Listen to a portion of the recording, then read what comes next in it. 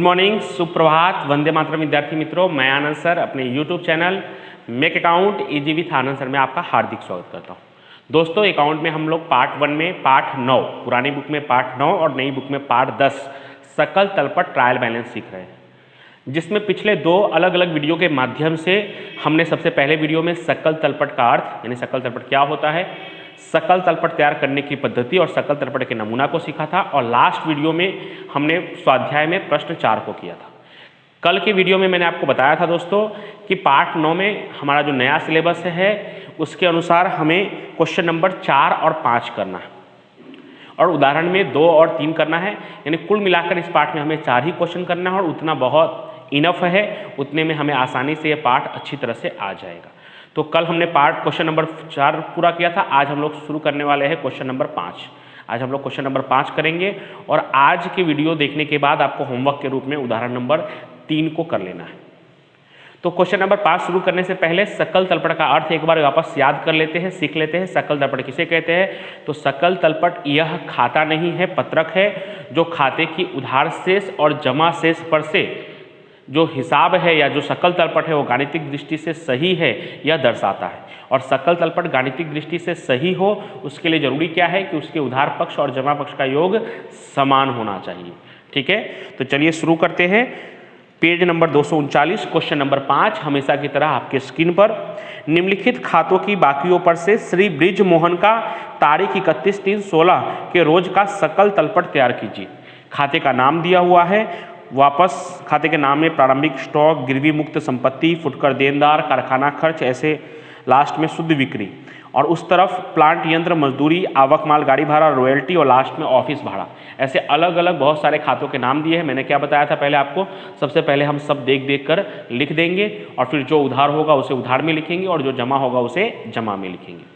चलिए, आज मैं नाम लिखते के साथ साथ जो उधार है उसको उधार में लिखते भी जा रहा हूँ और जो जमा है उसको जमा में लिखते भी जा रहा हूँ। लेकिन आप ऐसा कर सकते हैं कि सबका नाम पूरा लिखकर और फिर बारी बारी से फिर उधार जमा आप कर सकते हैं, या तो फिर आप साथ में भी लिख सकते हैं। सबसे पहला है प्रारंभिक स्टॉक। स्टॉक हमारे लिए क्या है? संपत्ति है, कोई भी स्टॉक हो, चाहे वो प्रारंभिक स्टॉक हो, अंतिम स्टॉक हो, माल सामग्री का स्टॉक हो, स्टेशनरी स्टॉक हो, विज्ञापन सामग्री का स्टॉक हो, कोई भी स्टॉक। स्टॉक यानी बचा हुआ माल जो हमारे लिए संपत्ति है, इसलिए क्या होगा? उधार होगा। प्रारंभिक स्टॉक 7800 उधार में, जमा में डैश। प्रारंभिक स्टॉक के बाद है गिरवी मुक्त संपत्ति। कोई भी संपत्ति है, चाहे वो गिरवी वाला ही क्यों ना हो, वो हमारे लिए संपत्ति है। और संपत्ति है तो क्या होगा? संपत्ति की कौन सी बाकी होती है? उधार बाकी होती है। तो गिरवी मुक्त संपत्ति 15,000, उधार में 15,000, जमा में डैश। उसके बाद फुटकर देनदार, देनदार भी हमारे लिए संपत्ति है, तो उधार में 6,000, जमा में डैश। फुटकर देनदार के बाद है कारखाना खर्च,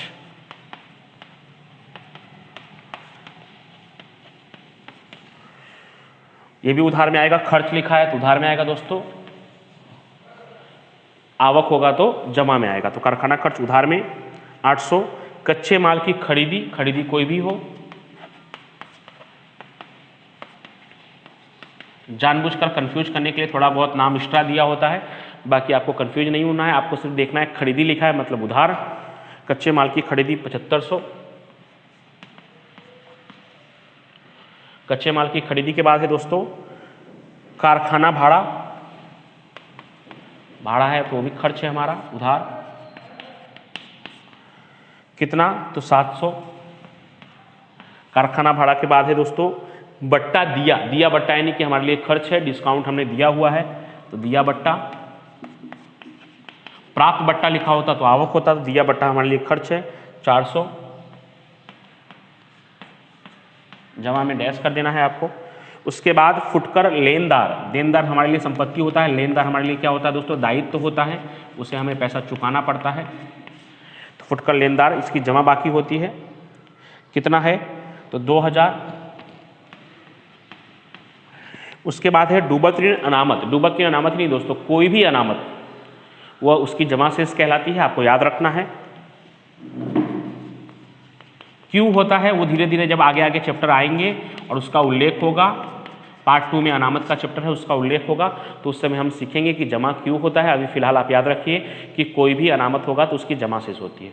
अनामत यानी लाभ में से अलग रखी गई रकम, अलग अलग कारणों से, ठीक है।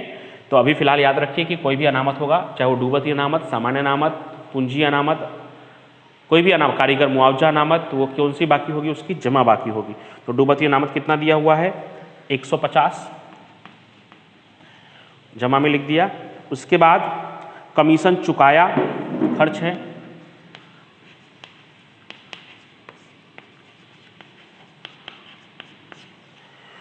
कितना है वो, 500, तो वो भी उसके उधार बाकी होगी, चुकाया है तो खर्च है तो उधार, उधार में लिखेंगे, जमा में डैश करेंगे। उसके बाद ऑफिस खर्च, खर्च है तो वो भी उधार, खर्च कोई भी होगा तो उसकी उधार बाकी। ऑफिस खर्च कितना दिया है, 750, तो 750। ऑफिस खर्च के बाद है मुसाफरी खर्च, फिर से खर्च, फिर से उधार,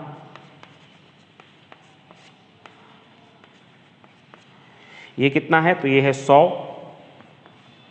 मुसाफरी खर्च के बाद बैंक शेष हमारे लिए संपत्ति है तो उधार, बैंक शेष कितना है, 420, जमा में डैश। बैंक शेष के बाद है ली हुई लोन, जो हमने लोन लिया, लोन यानी क्या होता है, कर्ज, हमारे लिए दायित्व है इसलिए जमा होगा, ली लोन, कितना, 3000। उसके बाद शुद्ध बिक्री,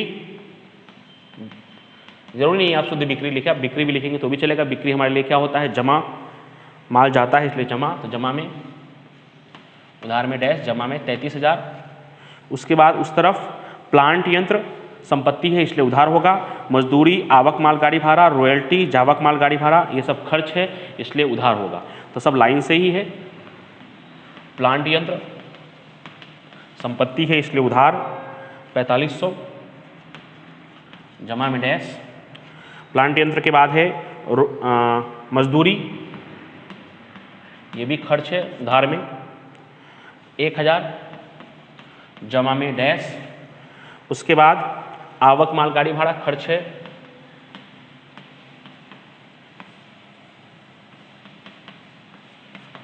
उधार 100। पूंजी, पूंजी जमा होता है, आपको अच्छी तरह से मालूम है, रोज नामचा वाले चैप्टर हमने सीखा है। पूंजी जमा होता है कि तो जमा में लिखेंगे 8000। उसके बाद प्राप्त बट्टा हमारे लिए आवक है तो वो भी जमा में लिखेंगे,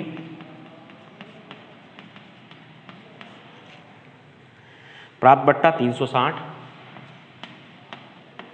प्राप्त बट्टा के बाद है बीमा, उधार में लिखेंगे, खर्च है 200। बीमा के बाद प्राप्त कमीशन, प्राप्त लिखा है मतलब आवक है, जमा में लिखेंगे, कितना है प्राप्त कमीशन, 1500, तो जमा में लिखेंगे 1500। उसके बाद डूबत ऋण खर्च है तो उधार में लिखेंगे डूबत ऋण 150। डूबत ऋण के बाद है वेतन, कानूनी खर्च, रोककर शेष, ऑफिस भाड़ा। दोस्तों अभी थोड़ा जगह नहीं है इसके लिए मैं मौखिक बोल दे रहा हूँ। डूबत ऋण उधार होने के बाद उसके अलावा है वेतन, कानूनी खर्च, रोककर शेष, ऑफिस भाड़ा, ये सब के सब उधार होंगे क्योंकि वेतन, कानूनी खर्च और ऑफिस भाड़ा ये हमारे लिए खर्च है इसलिए उधार होगा, और रोककर शेष हमारे लिए संपत्ति है इसलिए उधार होगा। यानी वेतन, कानूनी खर्च, रोककर शेष, ऑफिस भाड़ा सबको लिखकर सब के सब कहाँ आएंगे, उधार में आएगा, और जमा में क्या होगा, डैश होगा। उसके बाद ये सब लिखने के बाद आप कुल योग कर देंगे, दोनों तरफ का कुल योग कैसा होना चाहिए, बराबर होना चाहिए। तो ये दोस्तों जो आपकी स्क्रीन पर आपको दिखाई दे रहा है क्वेश्चन नंबर 5 है। अब आप अपने प्रैक्टिस के लिए उदाहरण नंबर 3 कर सकते हैं, हमेशा की तरह आपको स्क्रीन पर दिखाई देगा, यस। तो ये उदाहरण नंबर 3 आप होमवर्क के रूप में कर सकते हैं। तो इस तरह से दोस्तों हमारा ये पाठ 9 जो छोटा सा आसान चैप्टर था सकल तलपट, ये पूरा हो गया। अब पार्ट 1 में दोस्तों सिर्फ हमारा 2 पाठ बाकी है, एक पाठ 4 हिसाबी समीकरण जो नई बुक में पाठ 5 पर होगा, और एक पाठ 11 और पुरानी बुक का पाठ 10 बैंक समाधान विवरण, ये बाकी रह गया। और उसके अलावा एक जो छोटा सा चैप्टर है 2 या 3 पेज का जीएसटी वाला, वो एक दिन में आपको लाइव लेक्चर के माध्यम से पूरा करवा दूंगा। तो बहुत जल्द ही हम लोग अकाउंट पार्ट 1 पूरा कर लेंगे दोस्तों। Thank you so much.